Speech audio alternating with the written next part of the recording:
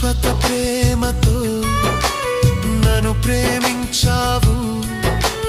విడువని నీ కృపను నాపై చూపావు.